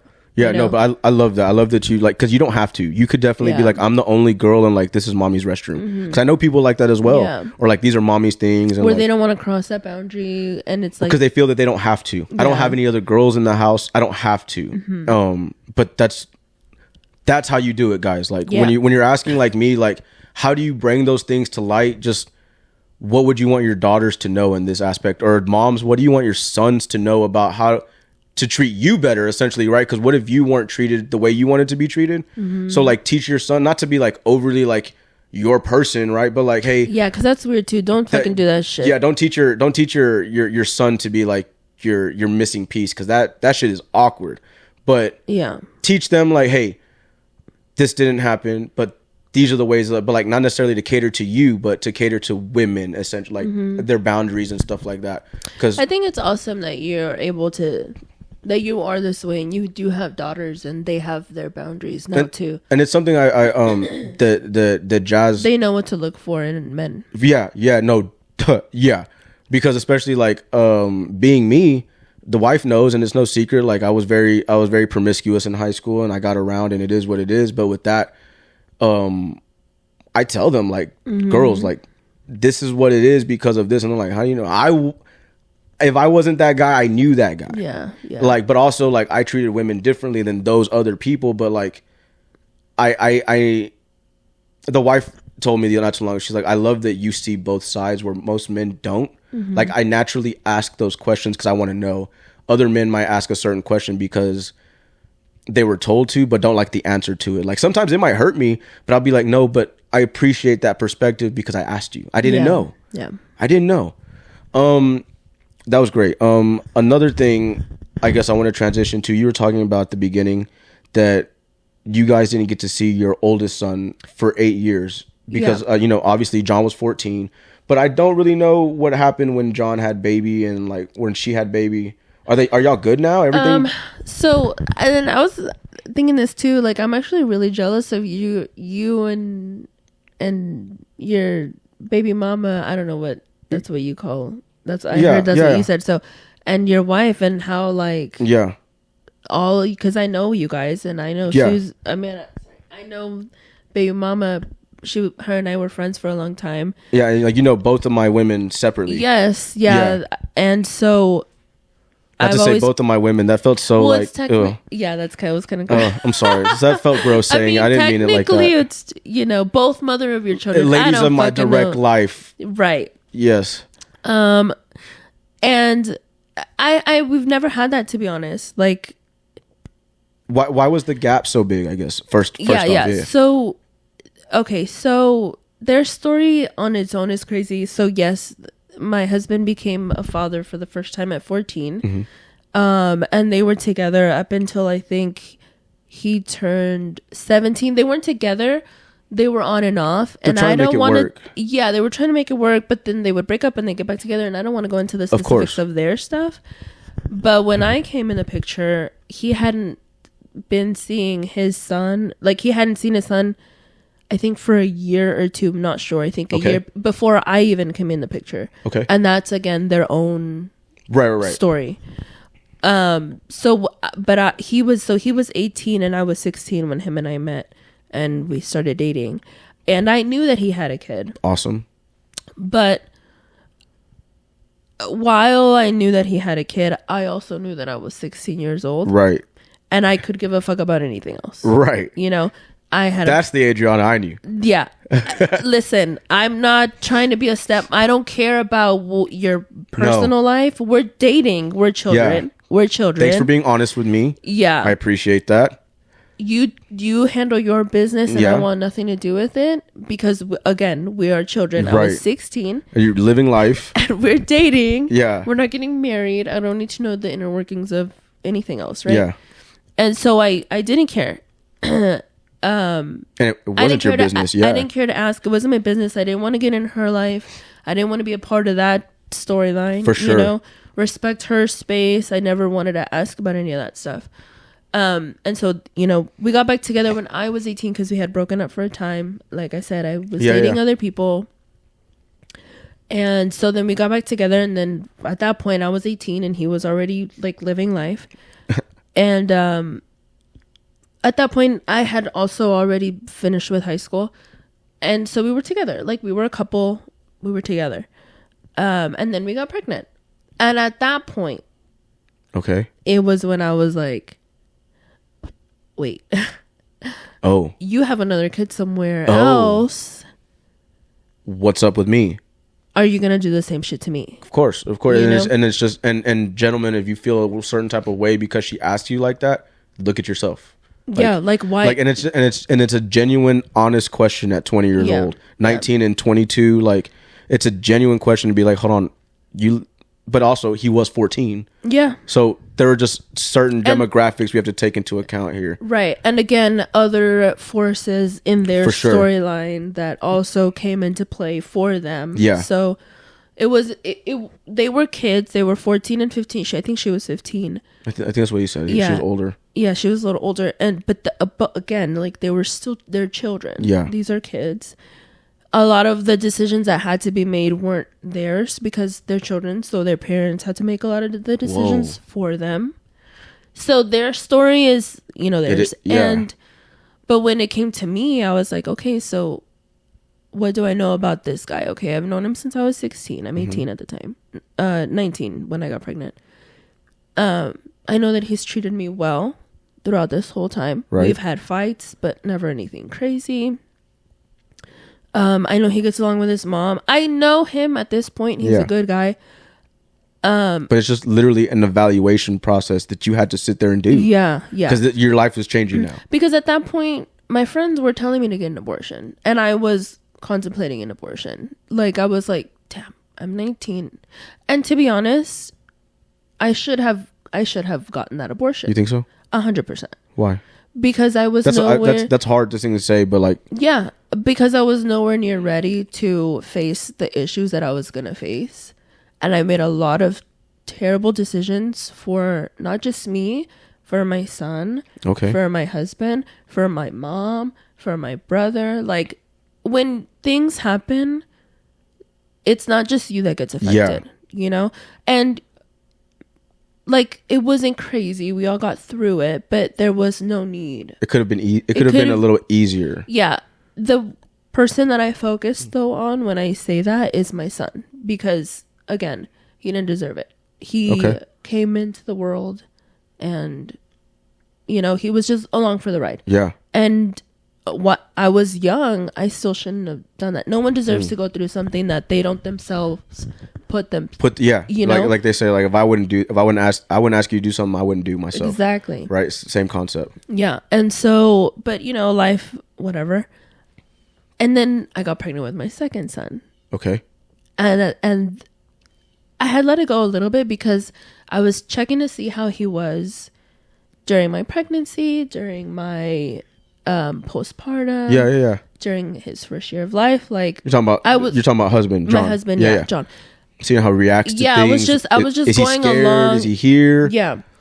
Never faltered, not once. Was in there in the delivering room with me.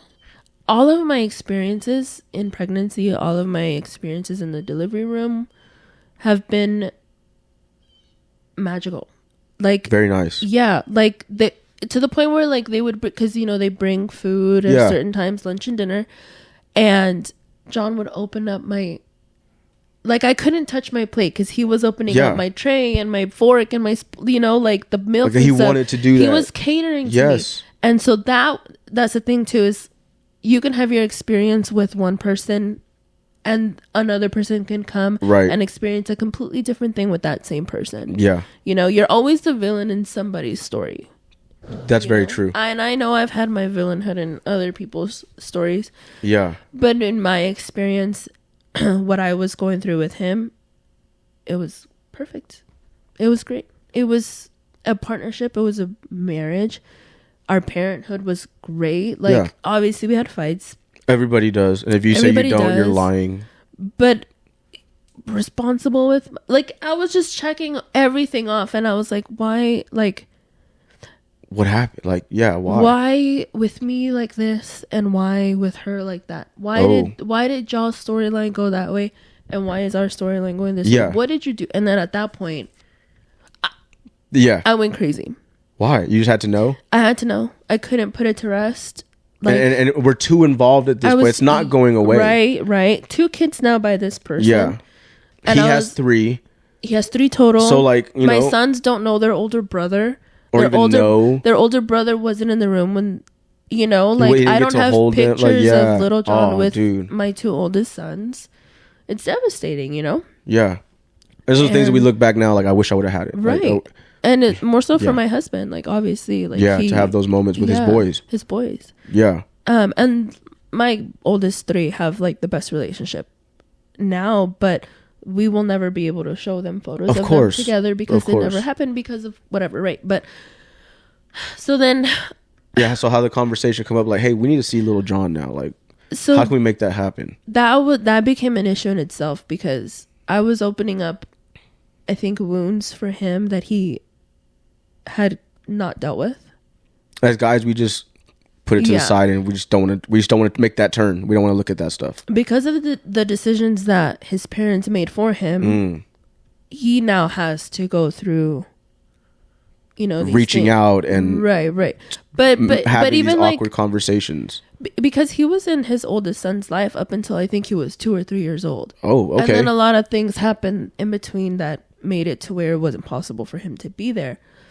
And we've talked about these things with our oldest, and he knows a lot, and he's dealt with, and I'm sure, like, it's a very much understanding phase too, like, because when we sorted things out and we started looking for his oldest, we didn't know if his oldest knew about his dad or if they made him believe that another man was his dad. Yeah, okay. So then at that point we had to think about what was best for him, our oldest. Yeah. And is it the best thing for us to come and disturb his life when he believes one thing? And was that the case? It was, yeah. He thought this other person was his dad? Yeah, he didn't know anything about. Oh, wow. And it wasn't until I think he was around 8 or 9, that's when we got back in his life, that he started asking questions too. Because he has a different last name than everyone else in his family. And we're growing up. It's not even that, like, someone told him. And that's the thing. Like, people were like, oh, who told him? Why would he? dude, he's 9. Like, he looks at everybody in his classroom and is like, well, your dad's the same last name. No, I have a different dad. That's why mine. Oh, maybe I have. Like, it's just comments that, like, we're so quick to be like, somebody told my son this, or somebody told my. No, they're just growing up. Yeah. And so, I mean, I guess it was not the perfect time, because he shouldn't have had any time gone, but it was the perfect way to transition, you guys reaching out at the same time that he's questioning. Yeah. So cool. The process of me asking questions and then him trying to, like, think about the old things that he felt and, like, try to close up those wounds and kind of heal himself before he could go back to trying to find his son. That took about 2 or 3 years. Yeah. And at first he was really hesitant, again, because he didn't know what it would look like for his oldest. For sure. And then he was like, it's scary. It's scary to go and confront really big problems that are mistakes that you made when you first were a kid that still bled into your adult life, you know? And I don't know. It's scary. And I understand it. And it's nobody's nerve-wracking. Perfect. Yeah. She made a lot of mistakes. He made a lot of mistakes. And are like, if Lil Jon had an event, can all 3 of y'all show up and it'd be okay? Like, yeah, all 3 of us have been in the same room before, and we've talked. But the issue is not with the 3 of us. It's with her partner. Of course, but like, that can be done. Like, it's okay. No. Okay, no, that's fair. No. If we go, his stepdad isn't going. For example, okay. If we're getting together for an event, now we have his graduation coming up, right? Like, so but at that point it's so big, we don't have to, like, see each other technically. Yeah, and that is bigger than y'all event. That's right. A him event. Yeah. And that person has been in his life. He deserves to also partake in that credit. Yeah, and we would never take that away from him or them. So, like, you know, we've stayed in our lane. No, awesome. I mean, but it would have been great to, like, for us all 4 to be able to get together and throw parties for him. And like, Susie's thrown a couple of things, like, at our house for Christina. Yeah, see, that would have been great. Like, hey, can we just do this? Like, yeah, we have a pool right now. We're staying at these apartments. Like, tell your people to come over. We just one birthday party, for instance. I think Chris was turning 8 or something like that. But we had just moved into a townhome right across from looking at the pool, and we're like, we have nothing in our apartment right now. We just got the keys. Like, we'll just set up tables and chairs everywhere. That's awesome. And that's exactly what we did. That's great that y'all could do that. Yeah. And I mean, like, her parents and stuff, like, everything that's been said about them before, like, obviously there's still there's still awkwardness between me and her dad, for instance. I don't really talk to her mom, but her mom is here now. She's back. Really? She's living in the same old house that they grew, not the one over there, but like the one off of the chapel. The grandma's house. The grandma's house. Really? Yeah. I love that house. So, like, things are, like, they're not. I can see them, like, but I don't.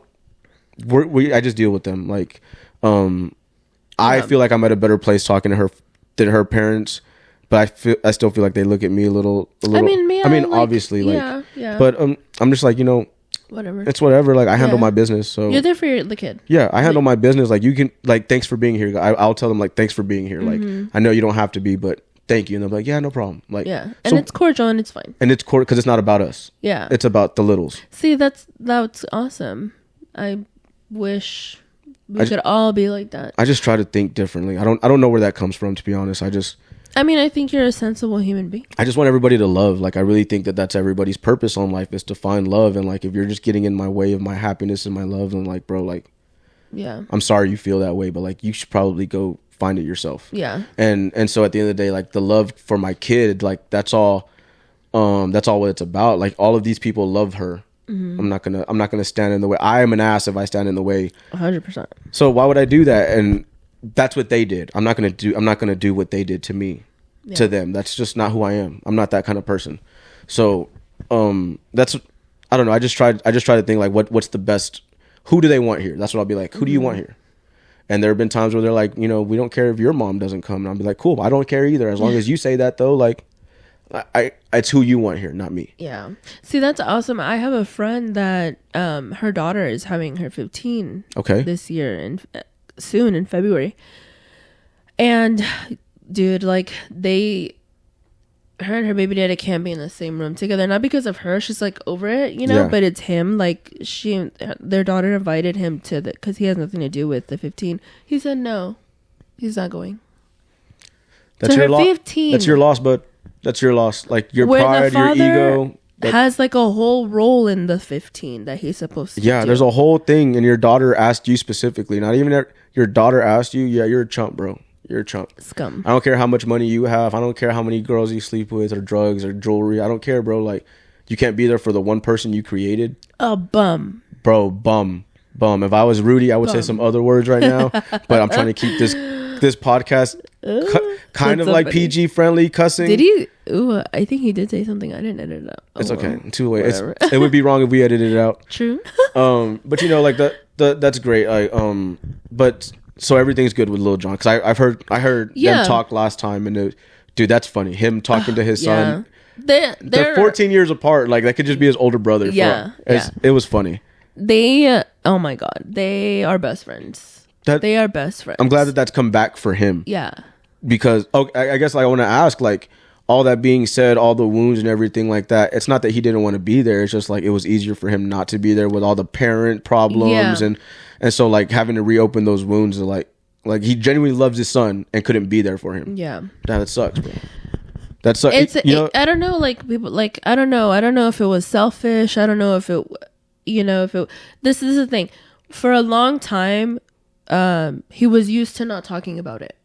You know, and so but he had kept a box of a lot of stuff at his mom's. And once he opened up those things, it came out. He couldn't stop either. Yeah. Like he couldn't. They had actually met up once. We had reached out and they had met up once. And then after that, I think she got scared. And we didn't see him for another year, I think. I think it was a year or maybe a couple months. I don't know. I don't remember exactly the time. But again, right? It feels like eternity. But when he had seen him physically, after like I think 5 years of not seeing him, whoa, it was like, oh, at that was when child support came in. Yeah. And because at that point you're fighting for your rights. Did he put himself on child support? Yeah, so he put himself on child support. I get what you're saying. Yeah. And at that point neither one of them had a choice. So apparently she was my last podcast that I did, buddy of mine, he went through a divorce recently. He's following like a lot of dad groups on Facebook and stuff like that. Apparently there's a new law that has been enacted for people that both sides of child support. If one party shows up and is not allowed to see the other one, the police will come and the police will say, hey, it's said person's weekend, whatever the agreement is, child needs to go. No, child will not be leaving. Cool. Now it's considered, I believe he said a felony or a misdemeanor. You will be going to jail and the other person will have the kid. Like, that's crazy. But good. Yeah. Good because like I was raised, my mom hiding me under the beds in the closets from my dad, and like I get it. Can I ask you one thing though? There's two ways that it can go when a father is absent, right? Right. And the father could be absent, and the absence can hurt you, right? But the father can also be present, but the presence will hurt you. Okay. What do you think was going on there with my your situation? Mom was it that his presence was more harmful to you than his absence was? Like, not at all. Do you think she was thinking about this? My mom, from how I've gathered it, and she could say what she wants about it, but I'm gonna get into this another episode later about why I feel certain types of ways about my mom and stuff like that. But she's very controlling, and my dad, I'm very much like my dad. Like, my dad was a womanizer and was with like... You're like a womanizer? I'm not like I'm a womanizer like that, but like in his day, like when he was like single and like he liked to spend time... A womanizer means a different thing. Okay, my bad. Well, like he was like very promiscuous. He was very just out there, but people knew it. Like he was the popular guy, and like it is what it is. He always had a beautiful girl on his arm.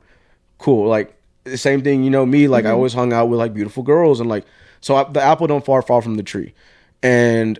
But apparently they had known each other since they were like in kindergarten. Mm-hmm.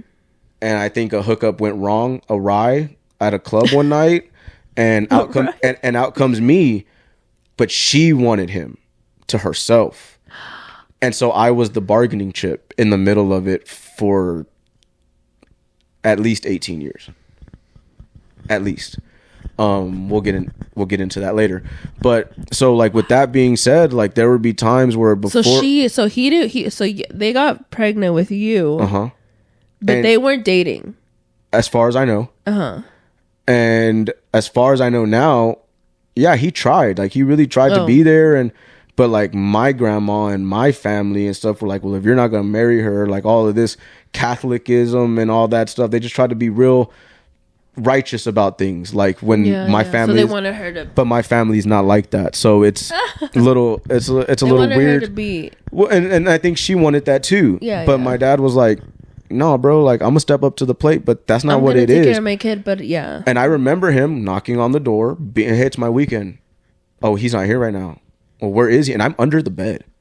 Like I can hear him. And I remember him walking, like this is a distinct memory to me. Like I remember being under my twin size bed, the light on like in the room next to me, so it was shining at an angle into the door, and he walked through the apartment. It was like, Jacob, come on, say something.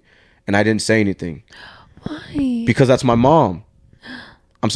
We're 100% of the time with our moms, but my mom, like she lied to me so many times. But like in the law that was this like set up today, I would do anything to go back and have somewhat of a father figure in my life than an absent one, because he, from what I know, was trying to be there. And that's crazy. Yeah, and my mom would have gone to jail for that. That's crazy. Which she rightfully deserved. You wish you would have gone to jail.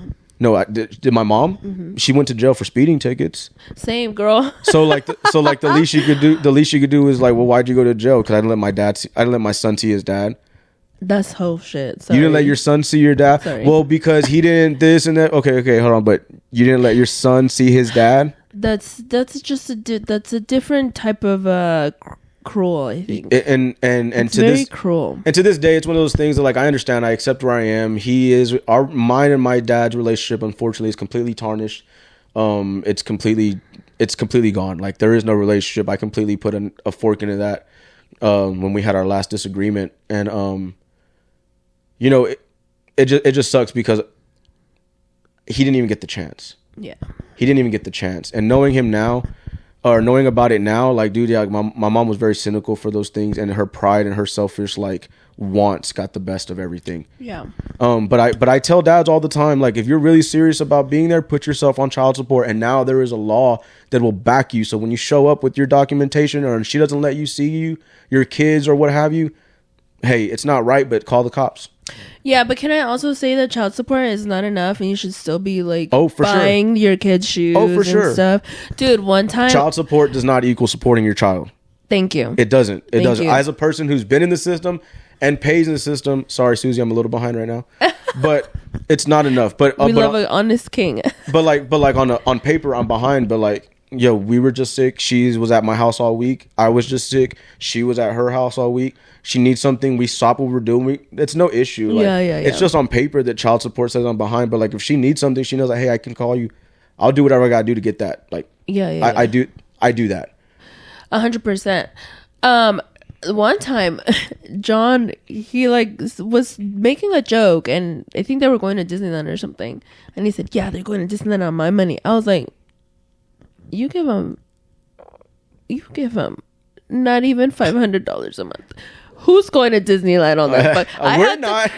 Why are we going to Disneyland? This is shit. I had to check him real quick. Like, you don't do nearly enough. Like, shut up. I feel that. And ladies, if you're not checking your man like that, you're a hoe too.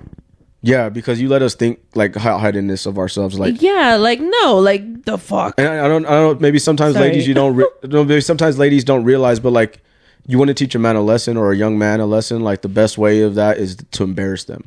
Embarrass the fuck out of them. Like that's, and so ladies where you might, oh, that's a little harsh, or like, oh my God. No, like dude, put him out there in front of his friends. I bet you he doesn't do that again. Or put his business out there like that for child support. I bet you he don't do it again, right? Like, dude, like. No, he learned his lesson. Like, he don't do that shit. Oh, damn, bro. You right. Let me say I was like, huh? No. I was like, you should be giving them more. And I was all, listen, I didn't have any really relationship with the mother of my stepson. But I still always had her back. Like, I would love for her to know that, at least. Like, if he was trying to do some slimy or hoe ass shit, nah. Like, because, and I'll admit, I could have been doing that selfishly too, because I was pretty much, and I have been pretty much setting him up for how he should treat me if he were to ever leave me. I mean, that's fair. You know what I mean? Yeah. Right, because like, why do you think that I wouldn't do these things to you as well? Right. Like I was like, no, I told you how to be a good baby daddy, bitch. That's just mom code. Like, you're just looking out for the mom, and like, I don't need to have problems with you from this aspect. Let me make sure that I control what my man's doing, right? Exactly. And like, not control, but help guide him, because again, sometimes we just need to be told. Imagine being a stepmom and your stepson or stepdaughter is out here struggling because your man and his mom are fighting. Like, then you're not a real parent if you're not thinking about the kid first. Yeah, shout out to my stepmom. I still talk to her. My dad and my stepmom divorced years ago, but I don't talk to her, but I keep up with her. She follows my page actually. But no, she always had my best interest at heart. Yeah, like that's how it has to made be. sure I got dressed. Like, you want French toast, son? Like, I call her mom. She always had. I never had issues with her. Knowing her now, knowing my parents' issues, I know why she had issues with my mom directly. I know why, because my mom was impeding on their marriage and really making it hard. Yeah, take what you want with that. Crazy. Yeah, on top of all the demands and wants. Yeah, bro. And then wondering why my dad was like a person like that. Yeah, everybody does, but nobody knows her like I do. No one knows you like I do. Oh well, but that's the facade that she hides behind, is the fact that she's that person, and it's okay because she's that person. But no one saw the mental stress or the things that she manipulated me with or like got me with and stuff like that. It's just horrible. But like to your point though, like, shout out to my stepmom, because she didn't have to take care of me or like still deal with me after the things that apparently I did and got in trouble with or whatever, which a lot of those things weren't even true to come out. Like, and she probably knew. And she probably knew, but like, there was always this like finite line where like I couldn't even reach out to her, because if my dad saw it, he was blowing me up. Why are you texting her? Stop texting her. Like, or like if I text my sister, stop texting her. Like, your mom doesn't want you texting us. Like, blah blah blah. Stop text. The fuck? It was weird. It's weird. But my mom was getting in the way. She was meddling. But my stepmom always had my best interests at heart, and she's a good person. Like, she to me anyways. I know she has her issues, her daughters and this and that. To me, she treated me with respect and had my best interests at heart. You can only judge what you've seen and who you've dealt with and what I know. Yeah. Right. And so no, that's good for you. Like, because I'm sure it's hard, like you and Jazz, to get into a relationship with a person that already carries luggage. But then to like, how can I wouldn't do it again, I'll tell you that much. It was a lot of work. Yeah. And you know what? And a lot of it was my fault, because this might be like a, little piece of advice here, but I would stick my nose into shit that wasn't. I would get mad for my husband when things would happen that really wasn't any of my business. I mean, he is my son and I see him as my son, but at the end of the day, the two people that have to make the ending decisions, I'm not one of those two. Yeah, and that's where Jazz says too. She's like, I've been in her life this whole time, but at the end of the day, if y'all two say yes or no, I have to sit back. And I feel weird about that, because I'm like, I feel that you've been at the table as long as we have. But the reality is, like, mom, dad, like, and I wish that I had not done that, because I would be angry a lot of the times for things that I had no control over, and it wouldn't cause issues with my husband, because he was just as mad and he understood my anger for sure.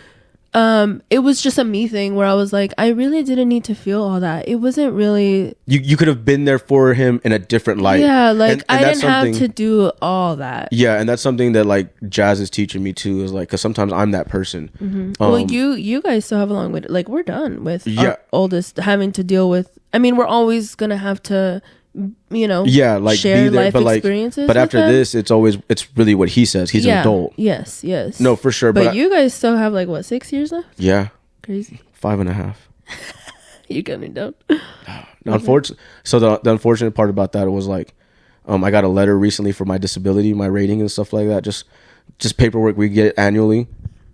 What sucks about that paperwork is it tells you how much you're making disability right now, but then it jumps and it's like a date and a date and a date, and you see your money change because the kid turned 18. The kid turned 18.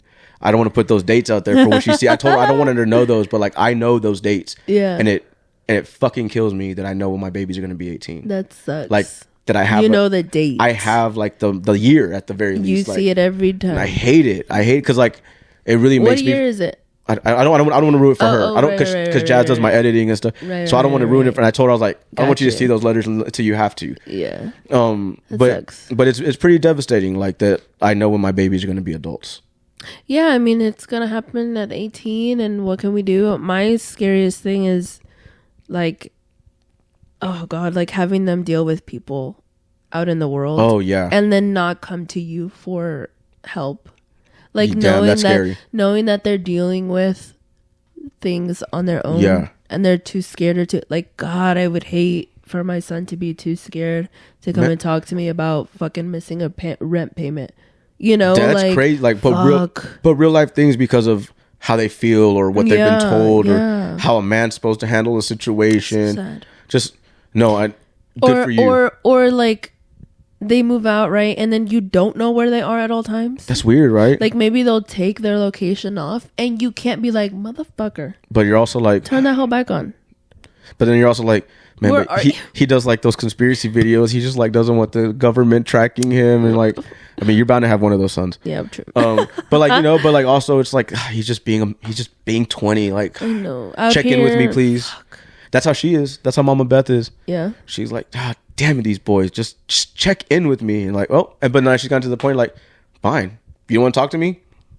Dude, I can't wait till I can do that shit. Bro, I'm going on a cruise. You and Mama Beth need to go on a cruise together and just talk about all y'all's boy problems. Together, y'all have a whole football squad. 6, 11. Oh my god, jeez, we'll have a whole squad, bro.